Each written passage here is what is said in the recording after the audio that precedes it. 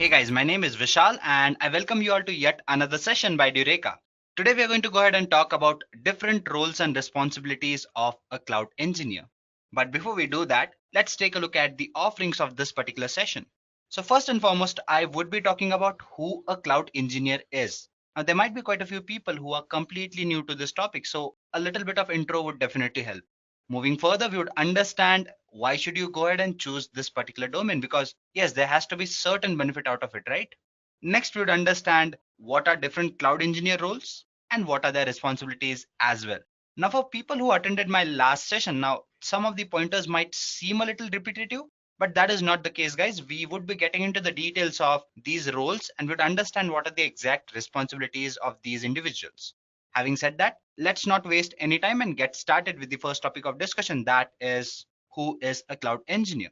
Well, to stick to the basic definition, as you can see, a textbook definition is here. It is nothing but you can think of a cloud engineer as an IT professional who is responsible for performing certain IT responsibilities. Those are related to cloud computing. Now, he or she mainly may be responsible for something like the designing part, maintenance, monitoring, and deployment. So if you are an IT professional, you might be wondering as in, okay, some of these things are something that we do in our real life as well. So how is this particular role different? Well, to be very honest or frank to you people, IT professionals are someone who do all these things on premise. Now, the only difference here is you would be doing all these things on cloud. Yes, you would be doing similar tasks. I mean, if you are involved in these kind of responsibilities, so you would be involved in similar responsibilities. But the major difference here is you'd be practicing all those things on cloud.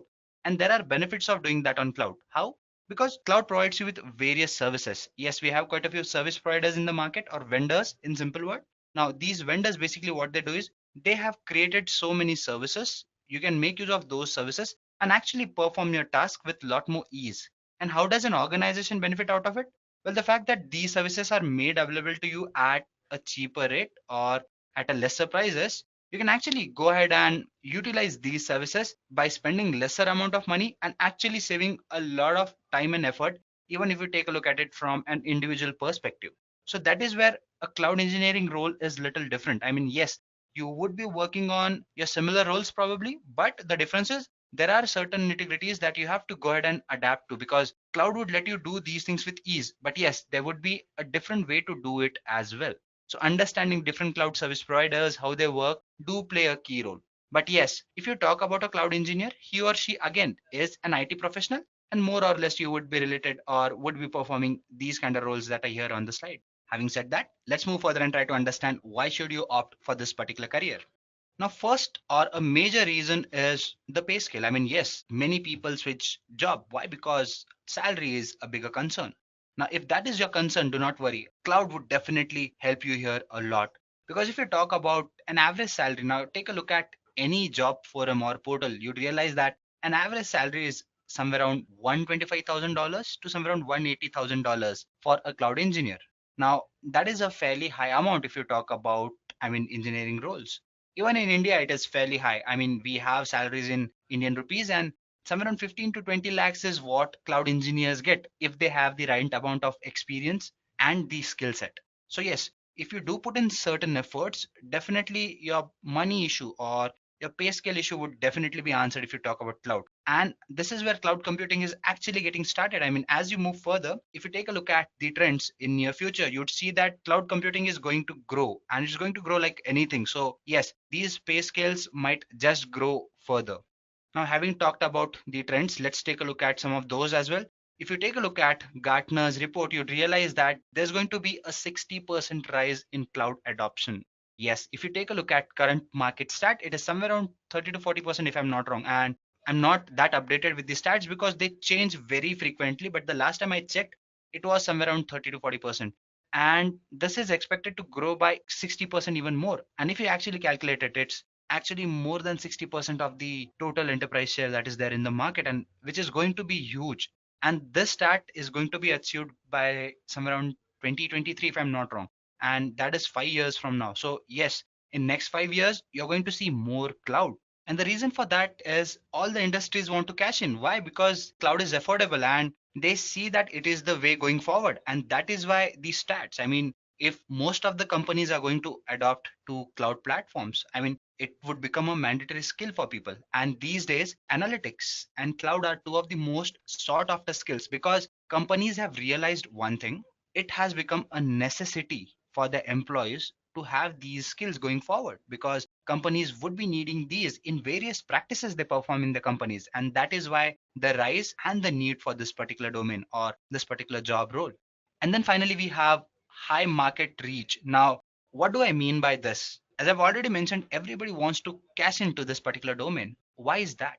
The thing is, cloud computing makes any kind of IT work very easy. Not just IT work, it supports any kind of business, because whether you're interested in marketing, whether you're interested in probably branding something or creating IT services, basically everything is taken care by using cloud. Whether you want to develop games, you want to do analytics, you want to maybe create artificial intelligence devices or applications, even that is possible by using cloud. So yes, no matter what kind of domain it is, probably it would be impacted by cloud computing in near future. And that is why I say high market reach.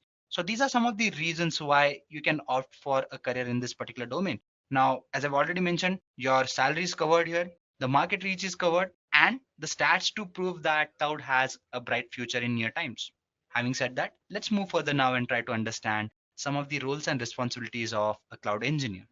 So guys, if you've attended my previous session, you'd know that I've talked about quite a few roles, or I've given you quite a few roles in general. I haven't spoken about those in detail, but I had given you quite a few roles. Like, even if you are interested in something like SEO, marketing, branding, PR, game development, application development, whether you are into networking or whatever it is, cloud has all kinds of roles for you.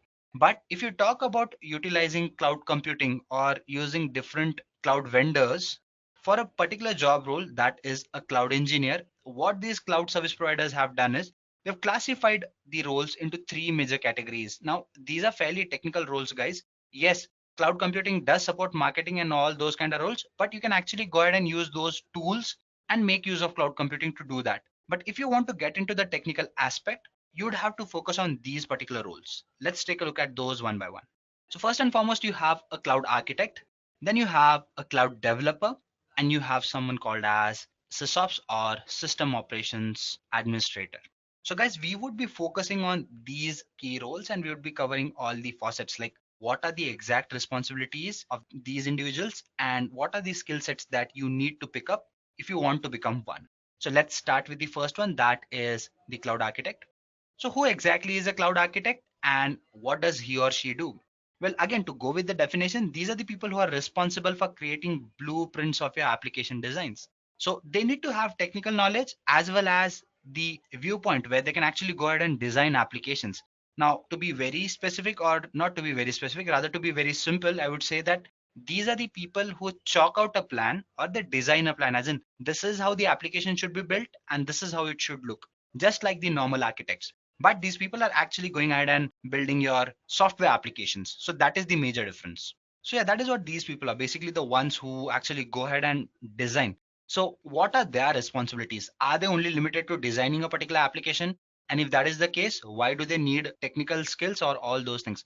Well, to keep it simple, these are the people who would be designing the application. So they need to understand, as in, okay, I need these many servers, this much space, and all these kind of resources. So that is why they need to have that technical expertise as well. They should know what programming languages should be used, what approach should be used, how much time would developers need to build this kind of an application or architecture.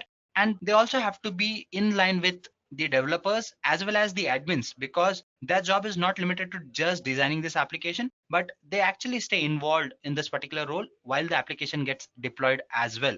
So again, if you talk about a cloud architect, these are the ones who actually form the blueprint and help the developers and the admin to bring that blueprint to life. Let's take a look at some of the responsibilities of these individuals.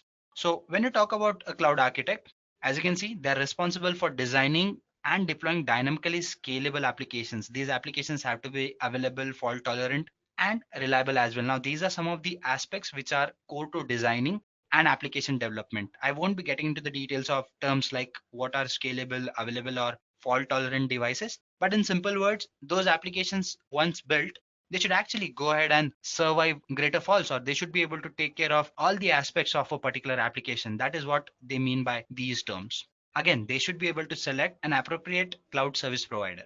Now, this is very important, guys. Again, to give you an example, suppose if a cloud architect is building a particular application, he or she should understand what is their existing technology they want to work on, or what is their existing plan on which they actually want to go ahead and build their architecture.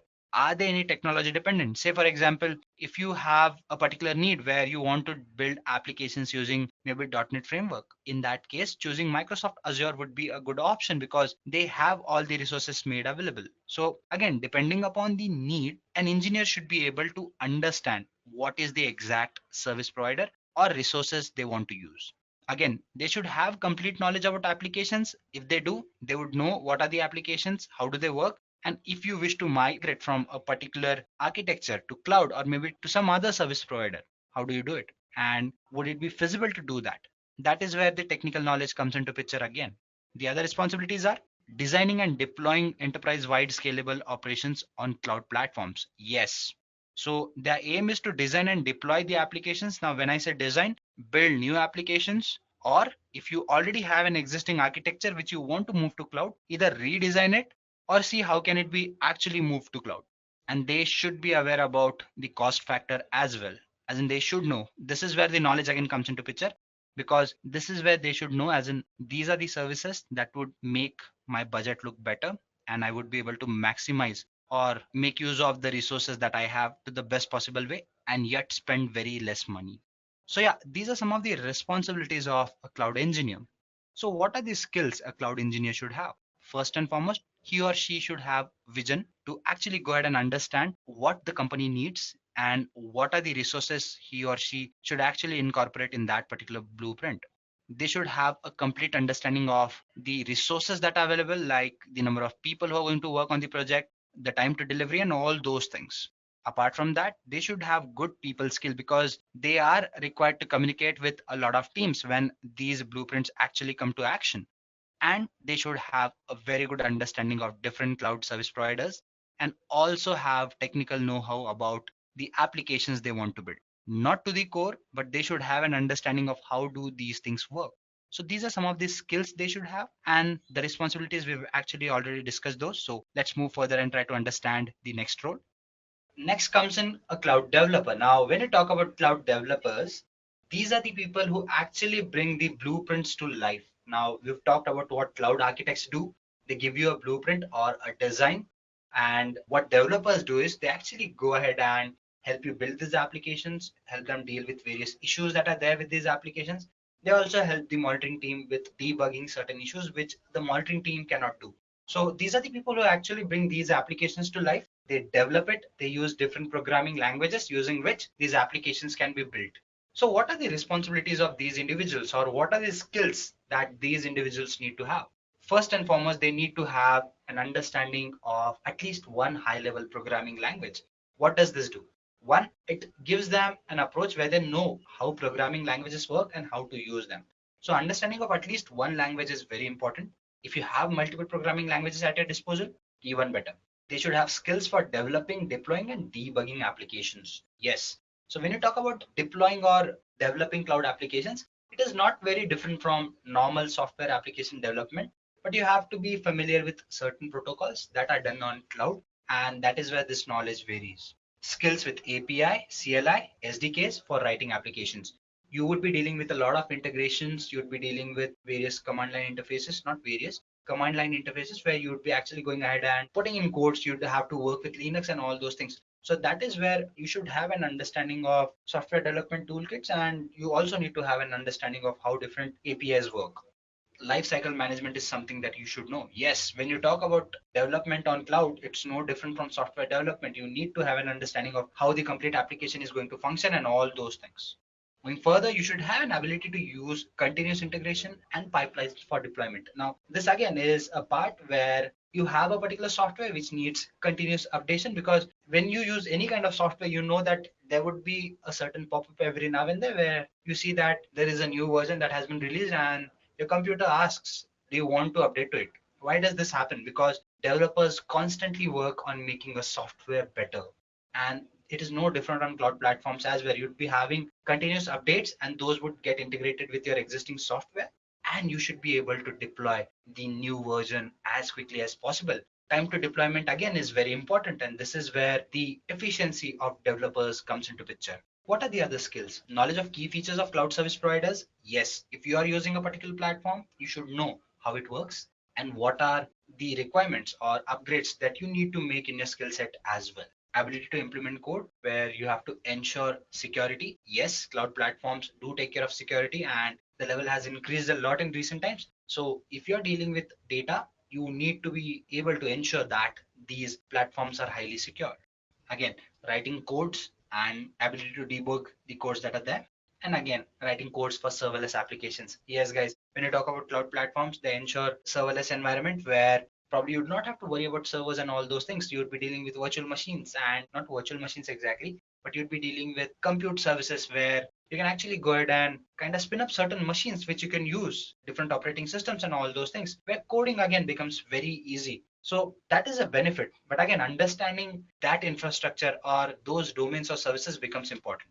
Containers. Now, I won't be getting into the details of what containers are, but those are shaping the technological world again. And having an understanding of containers becomes very important because Kubernetes, Docker, these things are making news when you talk about any platform, even on cloud platforms. Now, DevOps kind of merges very well with AWS. And then if you have knowledge of containers like Kubernetes or Docker, you would be one very bright cloud engineer is what I can say. So yeah, this is what a developer, or these are some of the responsibilities that a developer should possess.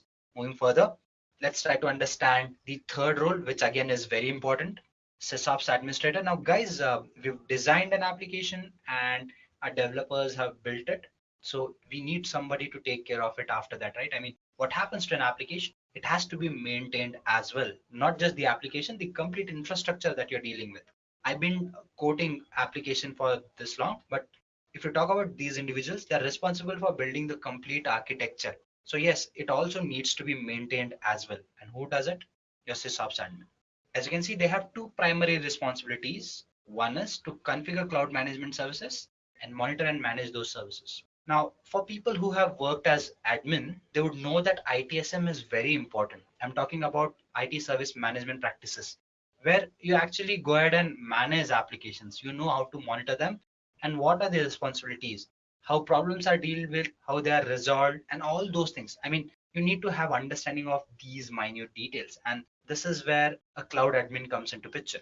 So what are some of their responsibilities? Now guys, again, I need to tell you one thing. All these roles, they're kind of interlinked. So you cannot, if you ask me, you might at times like question as in, okay, these roles seem very similar. Yes, they are similar. Yes, they're very different as well, but there are certain aspects which are very common to all these roles.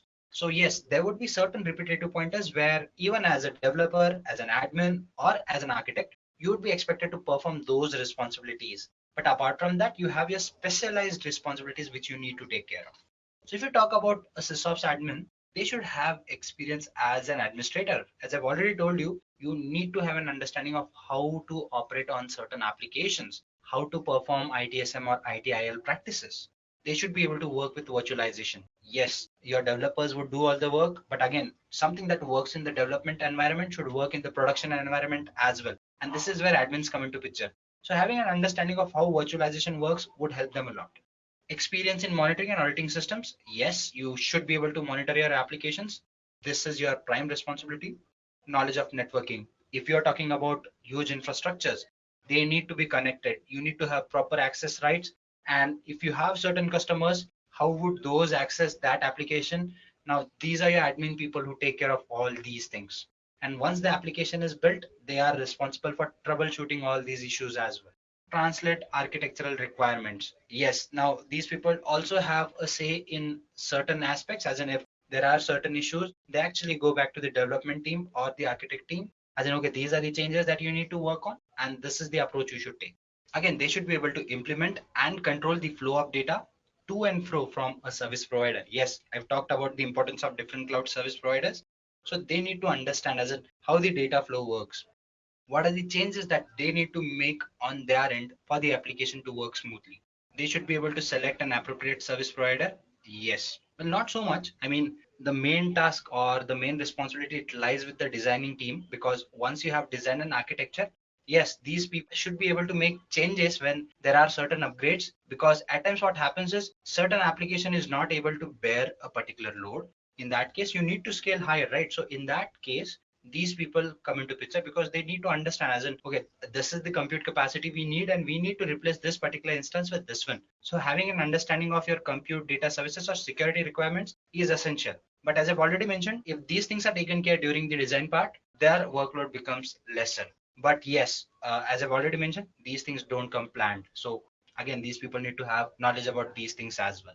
They should have understanding of cost optimization, because if you're planning to scale it, use different instances, you might be charged differently. Networking concepts, again, very important. And finally, you should be able to deal with migrations and all those things. So yes, when you talk about a cloud admin, they are actually concerned with the operations part or making sure that application is up and running, it's smooth, and they should be able to deal with the customers as well, not as customer representatives, but they should be able to adhere their problems as well, should be able to troubleshoot their queries as well.